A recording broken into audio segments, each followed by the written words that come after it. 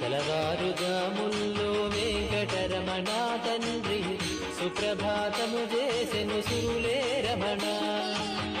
పంచామృతములతో వెంకటరమణ తండ్రి నిత్యాభిషేకములే నిత్యము రమణ.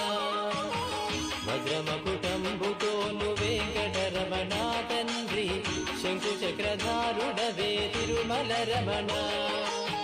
మూడు నామాలతోను వెంకటరమణ తండ్రి ముల్లోకములు ఏదడి మూర్తి విరమణ.